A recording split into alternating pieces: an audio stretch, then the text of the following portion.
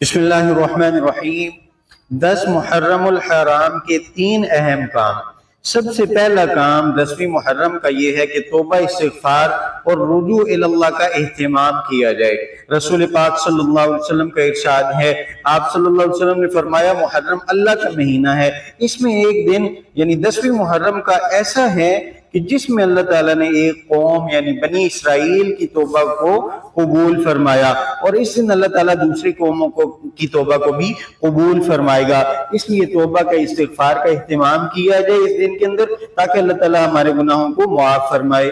اور دوسرا کام اس دن کا یہ ہے جس کا اہتمام کرنا چاہیے، وہ آپ صلی اللہ علیہ وسلم نے ارشاد فرمایا کہ 10ویں محرم کا روزہ رکھا جائے۔ حضور نے فرمایا کہ میں اللہ کی ذات سے امید رکھتا ہوں کہ وہ یوم عاشورہ یعنی 10 محرم کے روزے کو گزشتہ سال کے گناہوں کا کفارہ بنا دے گا۔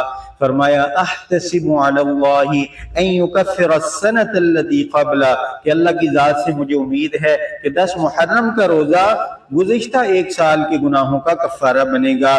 اس لیے اس دن کے اندر روزے کا اہتمام کیا جائے۔ اگر ممکن ہو تو 9ویں کا یا 11ویں کا روزہ ساتھ ملا لیں، اگر ناممکن ہو تو ایک روزہ بھی رکھ لیا جائے۔ اور تیسرا کام جو اس دن میں کرنا ہے وہ یہ ہے کہ اہل و عیال کے اوپر فراخ دلی سے خرچ کرنا، یعنی اپنی جو حیثیت ہے، اپنی حیثیت کو دیکھتے ہوئے عام دنوں کے مقابلے میں تھوڑی زیادہ فراخی کے ساتھ آدمی اپنے اہل و عیال کے اوپر خرچ کرے۔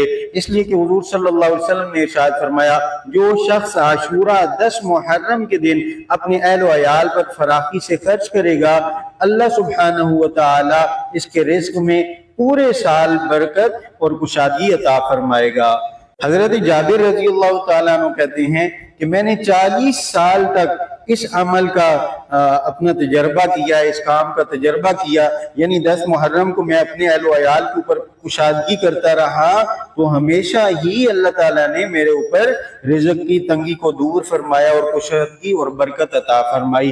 اس لیے ان 10 محرم کے اندر ان 3 کاموں کا اہتمام کیا جائے۔ اللہ تعالیٰ ہم سب کو عمل کی توفیق عطا فرمائے۔